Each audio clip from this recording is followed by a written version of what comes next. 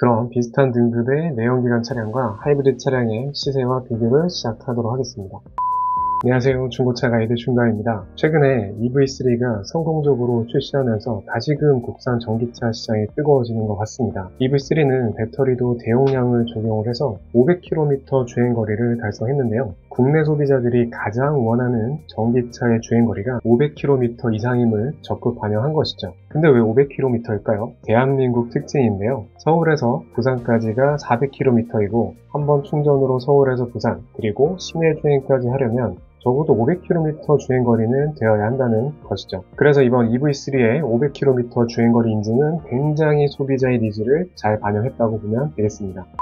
오늘은 하이브리드 차량에 대해서 이야기하려고 하는데요. 하이브리드 차량 적어도 이건 알고 타세요. 이런 영상들 많은데 저는 가성비충이니까 유지 관리 비용 측면에서 한번 접근을 해봤습니다. 1년에 보통 차를 얼마나 타시나요? 우리 국민들 출퇴근 직장인 기준으로 하루 평균 60km를 주행을 하고 1년에 15,000km가 가장 평균이 되는 주행 거리인데요. 저는 그것의 2배인 30,000km를 탔습니다. 그리고 나머지 동네에서 아이들 라이드용으로 마트용으로 쓰는 차량의 주행 거리는 연간 3,000km 정도라고 합니다. 보통 하이브리드 차량이 내연기관 차량보다 신차 출고 가격은 500만원, 중고차 가격은 300만원 정도 더 비싼데요. 그럼 이 가격 차이만큼 유지비에서 환원하려면 얼마나 많이 타야 할까요? 그래서 엑셀 마스터인 제가 계산해봤습니다. 1만 킬로마다 56만원 정도 유류비가 절감이 가능하고 신차 기준으로는 9만 킬로미터를 타야 차값 500만원이 상세가 가능합니다. 중고차 기준으로는 6만 킬로미터를 타야 300만원을 상세하네요. 만약 한 달 기준 2,000km 이상, 연간 2만 킬로미터 이상을 탄다면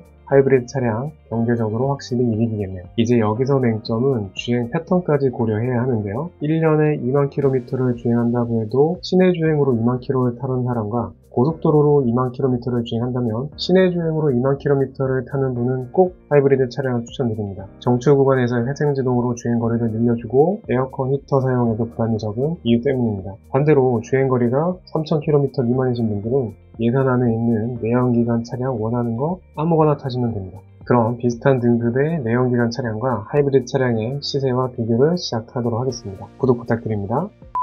첫 번째는 중형차 대표 차종인 DM8 소나타인데요. 소나타 2.0 가솔린과 하이브리드의 출고 가격 차이는 2,900만원과 3,300만원으로 대략 400만원 정도의 차이가 있는데요. 두 차종 모두 다 2000cc 자연흡기 엔진을 사용하고 6단 자동 변속기를 사용하는 점은 동일합니다. 공인연비는 일반 소나타가 13km이고 소나타 하이브리드가 20.1km입니다.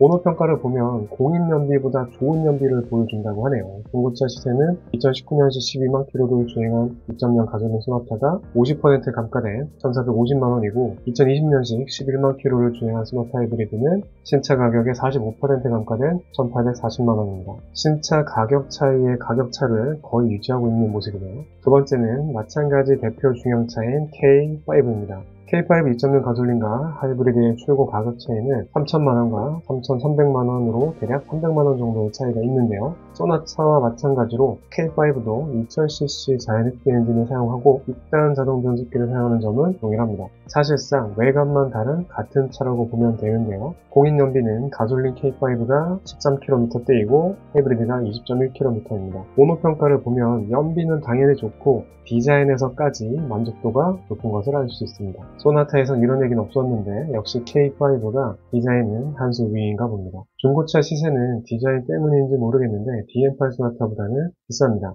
2020년식 13만 킬로미터를 주행한 K5 2.0 가솔린은 40% 감가된 1,830만원이고 2020년식 7만 킬로미터를 주행한 K5 하이브리드는 신차 가격의 33% 감가된 2,180만원입니다. 신차 가격 차이인 300만원보다는 더 큰 격차인데요. 아무래도 주행 거리에서 차이가 있다 보니까 그런 걸로 보이네요. 세 번째는 레어템을 좋아하시는 분들을 위한 차 말리부입니다. 비교 내연 차량은 말리부 1.5 터보 차량인데요. 1.5 터보 말리부와 하이브리드의 가격 차이는 2,900만원과 3,450만원으로 950만원 정도의 차이가 있는데요. 앞서 소나타와 K5는 2000cc 엔진과 모터의 조합의 하이브리드였는데 말리부는 1800cc 엔진과 모터 조합으로 조금 더 효율성을 높였습니다. 엔진과 모터 합산 출력은 180마력으로 강력한 편은 아니지만 저속에서는 모터의 효율과 고속에서는 엔진의 장점을 잘 활용한 모델이죠. 아쉽게도 많이 판매되지 않은 이유로 매물수가 극히 드뭅니다. 중고차 시세는 2017년형 11만 킬로를 주행한 1.5 터보 말리부는 900만원대이고 1.8 하이브리드는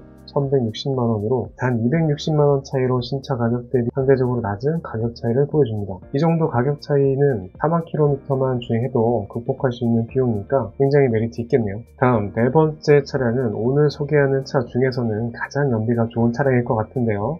CN7 아반떼입니다. 내연기관 모델은 1.6 자연흡기 엔진을 사용하고 무단 변속기인 CVT 변속기를 사용해서 부드러운 승차감과 우수한 연비를 자랑하는데요. 심지어 실내 공간도 20년 전 EF 소나타와 비슷한 크기로 4인 가족이 타기에도 불편함이 없습니다. CN7 하이브리드는 연비 좋기로도 유명한 프리우스를 위협하는 실제 주행 연비를 보여주는데요. 정속 주행 시 30km에 육박하는 연비를 보여줍니다. 엔진은 1600cc 자연흡기 엔진을 사용하는데 모터 합산 출력은 내연기관보다 18마력 높은 141마력인데 정체 구간에서는 모터로, 고속주행에서는 효율 좋은 듀얼 클러치 변속기인 DCT 변속기를 사용한 엔진 덕분에 신경 쓰지 않아도 24에서 25km대 연비를 볼 수 있고 조금만 신경 쓴다면 28km대도 볼 수 있다고 하네요. 그렇다면 신차 가격 차이는 어떤지 보겠습니다. 내연기관 모델이 2,300만원, 하이브리드 모델이 2,600만원대로 300만원 정도의 차이를 보이는데요. 중고차 시세는 약 11만 km를 주행한 차량이 1,500만원과 1,800만원으로 출고가와 비슷한 간격을 보이고 있네요. 아반떼 하이브리드의 우수한 연비 덕분에 5만 km 정도만 주행을 해도 차량 구매 가격 차이는 쉽게 극복이 가능하겠네요. 참고로 이 정도 연비면 서울 부산 왕복이 45,000원이면 가능합니다. 다섯 번째 차량은 조금 더 낮은 가격에 접근할 수 있는 아이오닉 하이브리드입니다. 하이브리드 추천에서 빠질 수 없는 차량인데요. 가벼운 차체와 풍부한 옵션으로 정말 강력 추천하죠. 비교할 만한 내연기관 차량이 마땅치 않아서 비슷한 연식의 아반떼 AD와 비교를 해볼 텐데요. 아반떼 AD의 출고 가격은 1,950만원이고 아이오닉 하이브리드 신차 가격은 2,650만원입니다. 다른 모델이라 그런지 700만원 정도의 차이가 있는데요. 아이오닉 하이브리드의 차체가 아반떼보다 10cm 정도 작은데 실내 공간을 저하하는 주간 거리는 둘 다 같은 2700mm입니다. 아이오닉 하이브리드도 CN7과 같은 엔진과 연속기 조합인데요. 1600cc 자연흡기 엔진과 모터의 합산 출력은 141마력으로 그리 높지 않지만 어떤 주행 상황에서도 20km 이상의 높은 연비를 보여줍니다. 무엇보다 패스트팩 디자인으로 트렁크에 큰 짐을 실을 때 매우 편리한 장점을 가지고 있죠. 중고차 시세는 약 11만 km를 주행한 차량 기준으로 아반떼 AD는 850만원, 아이오닉 하이브리드는 1170만원으로 출고 가격은 700만원 차이지만 중고차 시세는 320만원 차이로 가성비가 좋습니다. 뛰어난 연비 덕분에 6만 km 주행 시 비용 차이를 상쇄할 수 있습니다. 여섯 번째는 SUV는 없는 것 같아서 준비했는데요. 니로 하이브리드입니다. 비슷한 크기의 내연기관 차량이 없어서 트랙스와 비교해봤는데요. 트랙스는 1.4 가솔린 터보 엔진을 장착해서 2000cc 자연흡기 차량 정도의 출력을 내는데요. 트랙스와 니로의 신차 출고 가격 차이는 트랙스가 2,400만원, 니로 하이브리드가 2,700만원으로 약 300만원 차이가 있는데 약 8년 전 가격이라고 생각하면 당시에는 비싸다라고 생각할 수 있을 가격이긴 하네요. 차량의 크기는 니로가 10cm 정도 더 큰 4.35m이고 트랙스가 4.25m입니다. 공인연비는 트랙스가 12km대이고 니로가 19.5km로 1.5배 이상 높은 좋은 연비를 가졌네요. 니로 또한 아이오닉과 CN7 하이브리드와 같은 1600cc 자연흡기 엔진과 모터 그리고 DCT 변속기 조합인데요. 오너평가를 보면 디자인은 아쉽지만 평균 연비가 20km 이상이라서 연비가 단점을 다 씹어먹는다고 하네요. SUV 스타일이라서 운전하기 좋고 공간 활용도도 높은 니로와 트랙스의 중고 가격은 11만 km대 주행한 차량이 트랙스가 850만원, 니로 하이브리드가 1200만원으로 350만원 차이, 중고 가격 차이가 더 커졌습니다.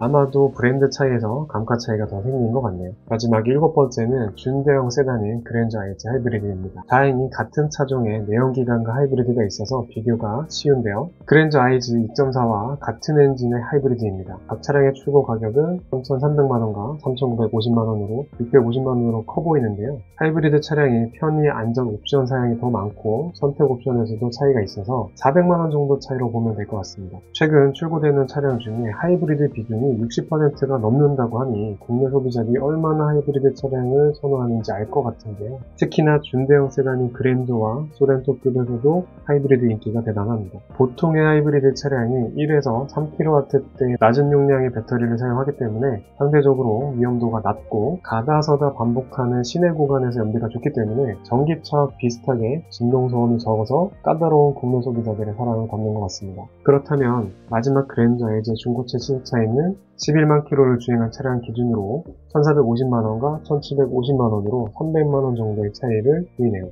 공인연비가 16km대의 그랜저 에이지 하이브리드의 실제 주행 연비가 18km대이고 장거리 주행이 많다면 승차감도 좋은 그랜저 에이지 하이브리드가 아주 좋은 선택이 되겠습니다. 좋게 본다면 내연기관의 장점과 전기차의 장점을 모두 가진 하이브리드 차량이 좋다라고 볼 수 있는데요. 반대로 본다면 내연기관의 고장과 전기차의 고장을 다 가질 수 있기 때문에 주행거리에 장점이 있지 않다면, 특히나 연간 5,000km 이하로 차를 주행한다면 하이브리드 구매에 고민해보셔야 할 것 같습니다.